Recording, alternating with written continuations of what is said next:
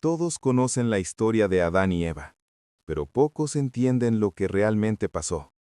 La serpiente no empezó diciendo, desobedece a Dios. No, primero sembró una duda. ¿De verdad Dios dijo eso? Porque el enemigo no empieza con el pecado, empieza con la duda. Eva miró el fruto. Parecía bueno, parecía inofensivo. Y ese fue el momento que cambió la historia de la humanidad. No fue solo comer un fruto, fue decidir confiar más en la voz de la serpiente que en la voz de Dios. Desde entonces, todos enfrentamos la misma batalla.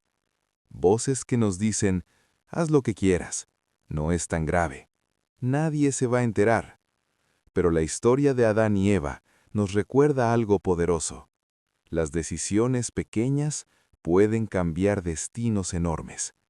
Y aún así, incluso después de la caída, Dios no abandonó al ser humano, porque desde el principio ya existía un plan de redención. La pregunta es, ¿a qué voz estás escuchando hoy? Todos hablan de David y Goliat, pero nadie te dice esta parte. David no era guerrero, no era fuerte, no tenía armadura. Era solo un joven pastor en un campo lleno de soldados entrenados que tenían miedo. Y aquí está lo interesante. Los soldados no dudaban del tamaño de Goliat, dudaban de ellos mismos. Cuando Saúl le ofreció la armadura, David intentó usarla, pero se la quitó. ¿Sabes por qué? Porque entendió algo que muchos todavía no entienden. No puedes pelear batallas con la identidad de otra persona. David no ganó porque tenía mejor arma, ganó porque sabía quién era. Mientras todos veían un gigante imposible, David veía un enemigo que desafiaba a Dios. Lo que para otros era terror, para él era una oportunidad. El tamaño del problema siempre dependerá del tamaño de tu fe. Tal vez tu Goliat hoy es una deuda, una enfermedad, una traición o un miedo que no te deja avanzar. No necesitas la armadura de nadie, necesitas recordar quién eres. La mujer del flujo de sangre, Marcos 5:25-34. Todos hablan del milagro, pero pocos hablan del riesgo que ella tomó. Esta mujer llevaba 12 años enferma, 12 años gastando dinero, 12 años escuchando no hay solución, 12 años siendo ignorada. Y en ese tiempo, la ley decía que era impura, no podía tocar a nadie, no podía acercarse. Pero un día escuchó que Jesús venía pasando. Y aquí está lo poderoso. No pidió permiso, no gritó, no llamó su atención. Solo pensó, si tan solo toco su manto, seré sana. Entre la multitud, con miedo, con vergüenza, con dudas, se abrió paso y lo tocó. En ese instante, su cuerpo cambió. Pero lo más fuerte no fue el milagro. Jesús se detuvo. En medio de cientos de personas, él sintió que alguien lo tocó con fe.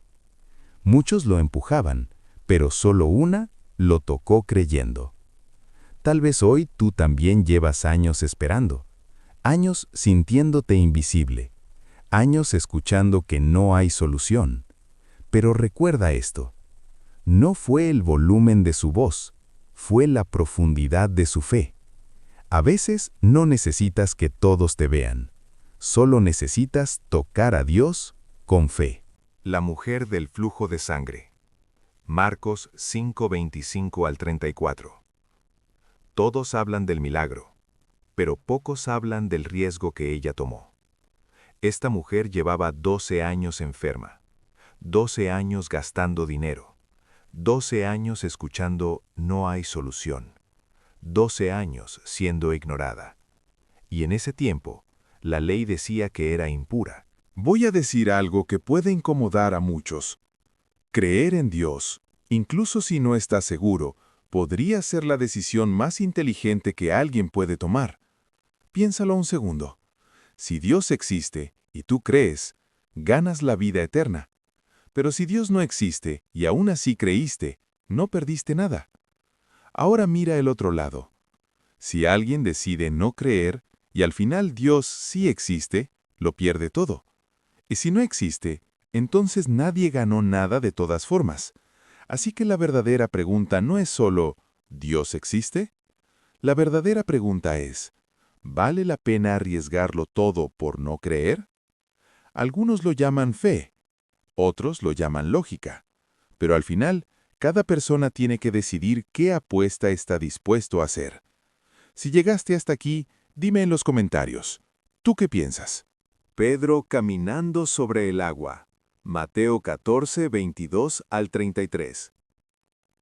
Todos hablan del momento en que Pedro se hundió, pero casi nadie habla de que fue el único que salió de la barca. Era de noche, había tormenta, el viento era fuerte. Los discípulos estaban paralizados por miedo. Entonces vieron a Jesús caminando sobre el agua. Pedro dijo algo que cambió todo. Señor, si eres tú, manda que yo vaya a ti. Y Jesús respondió una sola palabra: ven. Pedro bajó de la barca y comenzó a caminar sobre lo imposible. Pero cuando miró el viento, cuando sintió la tormenta, cuando dejó de mirar a Jesús, se empezó a hundir. Y aquí está lo poderoso. No se hundió cuando salió de la barca, se hundió cuando cambió su enfoque. Muchos critican a Pedro por dudar, pero los otros 11 nunca caminaron. A veces no es el tamaño de la tormenta lo que te hunde, es quitar los ojos de Dios. Tal vez hoy estás en medio de una tormenta, tal vez el miedo te grita que regreses a lo seguro, pero recuerda esto, es mejor mojarse caminando hacia Jesús que quedarse seco en la barca del miedo. ¿Estás dispuesto a salir de tu barca? Todos hablan de Noé y la arca, como si fuera solo una historia para niños. Animales entrando de dos en dos, un barquito de madera, un arco iris bonito. Pero la historia real es mucho más incómoda. La Biblia dice que en ese tiempo la maldad del ser humano había llenado toda la tierra. Violencia, corrupción, mentiras y algo que casi nadie quiere mencionar, Dios decidió destruir el mundo con un diluvio. Sí, destruirlo. Solo una familia fue salvada, no porque fueran perfectos, sino porque Noé decidió obedecer cuando nadie más lo hizo. Mientras todos se burlaban de él, Noé construía un arca sin haber visto jamás lluvia. Imagínalo, años trabajando en algo que todos creían una locura. Pero aquí viene la parte polémica. La mayoría de las personas no se perdieron por ignorancia, se perdieron porque no quisieron escuchar. Y la pregunta incómoda es esta. Si el diluvio ocurriera hoy, ¿estaríamos dentro del arca o riéndonos de quien la construye? Muchos conocen a David como el hombre conforme al corazón de Dios, el que venció a Goliat, el rey elegido por Dios. Pero David también cometió uno de los pecados más graves en la Biblia. Vio a una mujer llamada Betsabé.